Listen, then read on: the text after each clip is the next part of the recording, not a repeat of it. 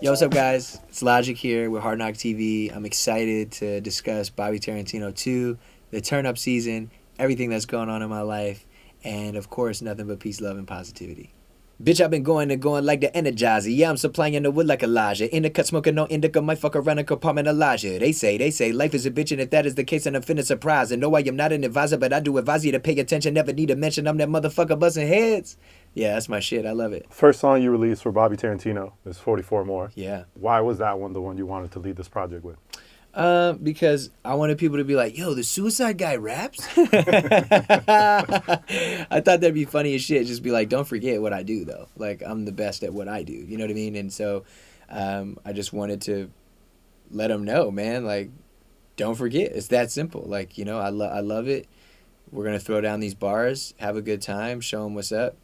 And then, yeah, so that's why it was dope to kind of follow through with Overnight and then every day after that, just to then have some fun. But I was like, off jump, out the break, just like with everybody. Like when I dropped that as the first single, I was like, you know, oh shit, like we're going to do it, let's do it. And that's how I felt with 44 More. Talk a little bit about Six and working with Six. How is it different working on everybody and then switching gears to work on Bobby Tarantino too? Bobby Tarantino is so easy. Like that's another thing that's like, makes me, I mean, not like I'm gonna always put my all into like albums and shit, but it's just so easy when you just make turn up shit because you're not thinking about it. You don't give a fuck what anybody says. You're just like, yo, let's make some shit that makes us go like this, and the lyrics make us go like this. You know that meme on the internet? Oh my god, yeah, like that's what I'm talking about. Like just have fun. Like it doesn't matter. You know what I mean? Like we know it's good. We know I'm a professional rapper. Big Sean said that shit to me. He was like, when he sent me his verse, I was like, yo, this verse is amazing, bro. Like, thank you so much. And he's like, well, I am a professional rapper, Logic. He's like, you know, we are professionals. This is what we do. And I was like, damn, you're right. Like that is what we do. So, working with Six is amazing. Like even how we did that, like, you know, it started with one beat and we originally sampled the 44 bars like reggae sample, and then I was like, you know what? I'm not trying to pay that that publishing and shit and the master, so let's just turn it into something else. And he starts just playing like these different beats, and then I'm like, why don't we just combine all the beats? And then I just rap to every joint and change it up. And we were on tour for everybody, and in the green room, we just set up the mic and I did the whole thing right there, which was really fun. But yeah, I mean, we go in and I'm the captain in the sense of like, I know what I want. I know how I want to do this, but like, he's like my first mate. I mean, he's still like, he's a captain too. Actually, he's a captain in his own ship of production. And then he's like, yo, I'm about to come crash your shit. And then he comes over to mine or I go to his. So we're both captains actually. Everybody's Batman. But yeah, so for me, it's just more fun. It's more fun to make Bobby Tarantino stuff. And just to have fun, because there is a weight on my shoulders, like when I talk about like real shit. And it's not just everybody. You go back to any of my albums, I'm talking about pretty much everything. A lot of the shit I talked about on everybody, except it was more focused on me, Logic, about like my life and the things I went through. You know what I mean? That's why it's so funny, like me being biracial, becoming a meme, and then getting played out on the internet. I thought that was pretty fucking funny. Like at the same time, it's like was like, oh, okay, because you know people will be like, oh, all he ever talks about this thing, and I'm like, yo, I only rapped about that on like 2 songs. Like what? You know what I mean? So it's funny to see how perception is and how the internet works and all types of stuff. Wait, you're biracial? No, I'm not actually. I am. I'm from Wakanda.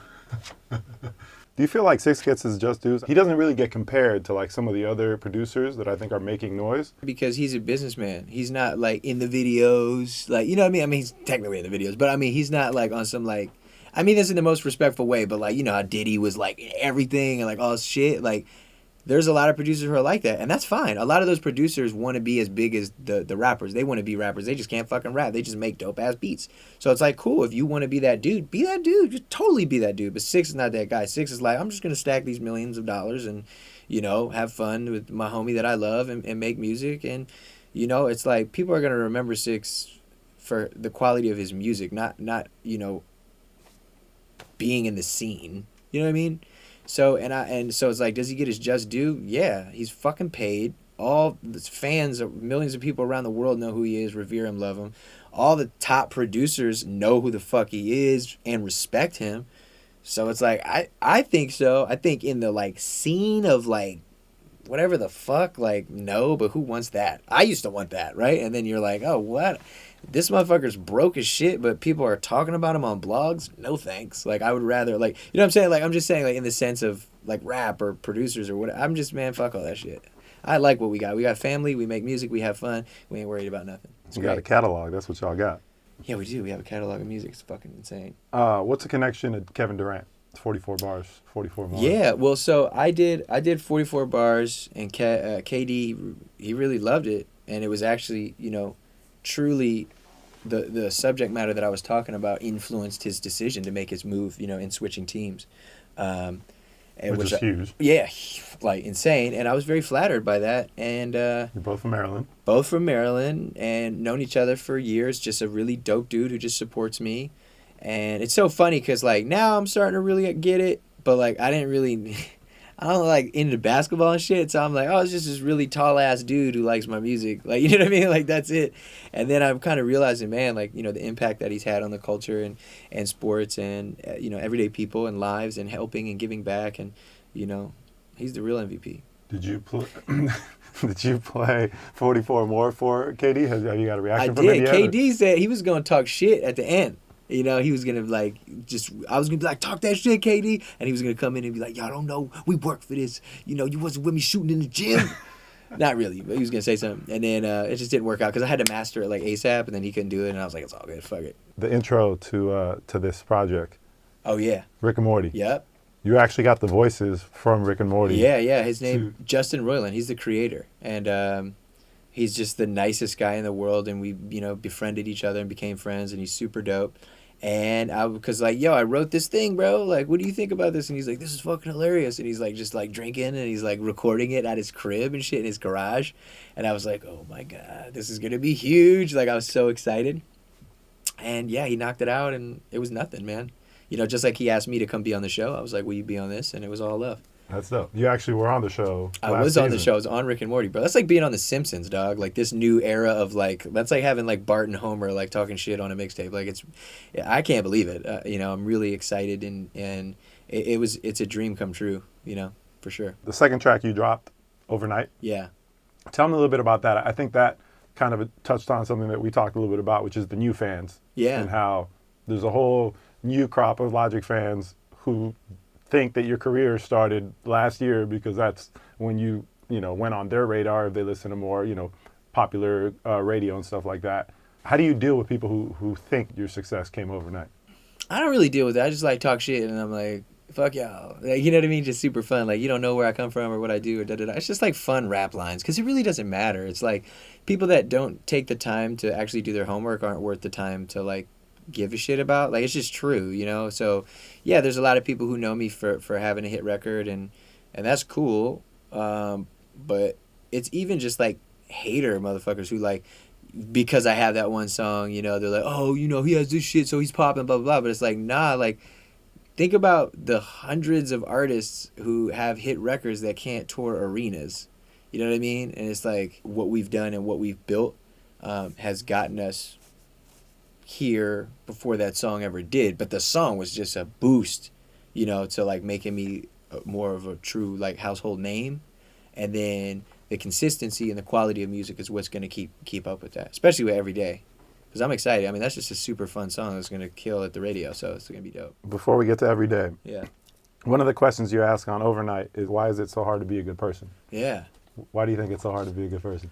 I don't know, because that's just for like haters. That's what I always love to talk about haters on like Bobby Tarantino shit, because I'm a human being and I have emotions and I have feelings, and when people that I don't know or I've never shaken their hand or whatever like come at you, it's kind of like, whoa, like what a bully. Like there's so many different people that have like said shit or talked shit or been racist towards me or made fun of me or this or that, and it's like, man, I don't even know who you are. Like that's fucked up. Like, that's really crazy. And it makes me think, like, God damn, like, is it really so hard to be a good person and stop acting like a bitch and just, like, let me live my life? Fuck, bro, Jesus. Like, just in general, so many people, you know what I mean? It's not even one person in specific. It's literally, like, there's a plethora of motherfuckers who, like, hate me for no reason that I've never shook in their hand. And that's even why kind of, like, on Yuck, where I talk about, like, you know, all the motherfuckers that hate me have never shook in my hand. I'm a good man. I love myself. I know who I am. And so I wrote that to everybody, every journalist, every fucking hater fan, every blog post, every, you know, fucking anybody. And it's just a real question. It's like, man, why is it this? But I think that is, you know, even like I talk about in that song, it's jealousy or envy or whatever the case may be. And that's why I just shut the fuck up, man, and make my money. Like straight up, and have fun. And I'm not thinking about dudes at like 2 a.m. You know what I'm saying? Like, Right. I'm not thinking about guys and like, oh, I'm just like loving my life. I'm just a happy guy. You just got to know that you're at a point now where people just want to catch that heat. Like Oh, they for want to sure, yeah. catch like a little bit of like, you know, it's like, oh, let me ride this wave of publicity. Let me Yeah, ride talk this shit or wave of whatever. buzz. I mean, look Whether at Drake. Look at all the greats, man. Even Kendrick. Kendrick ain't fucking, you know, bulletproof. People go at him. People take shots. People do things because if you do it, people are gonna talk about you. everybody's hoping you take shots back because they're like, oh, well, if I can Yeah. instigate him into like saying something, I'm just keep going. For sure. This Then isn't now we have 2002 for me though. It's not 2002. It's not like, you know, Eminem versus this, because it's kind of actually great for both of them because then everybody's talking about it, and whether you actually, I think like a majority of beef is like motherfuckers don't really dislike the person. Like really, I think there's actually a lot of respect there. You know what I mean? There's people who talk shit about me that I think are like really good at rapping or whatever. You know what I mean? Or make fun songs or turn up songs or this or that, and I'm just like, okay, like we could have been homies, but like, you know, it's just like these are things that you just, for me, I just don't bother myself with. It's like, bro, I'm just a guy. Like I just want to watch Curb Your Enthusiasm and write raps and be a good person and spread love. So it's like for me, like PLP is everything. Peace, love, and positivity. It's just that's who I am. That's who I've always been. So if anybody comes at me, it's kind of like, all right, beef is when two opposing parties agree to engage in mutual conflict. It's that simple. So I'm just over here, you know, with anybody. I'm just like, all right, that's You're funny. taking the Oprah route. I guess so. Oprah's got that money, so I'll take the Oprah out all day. But I'm just like, man, there's no life's too fucking short, you know, to be mad and be angry and all that. You know, I'm just trying to have fun and be a good person.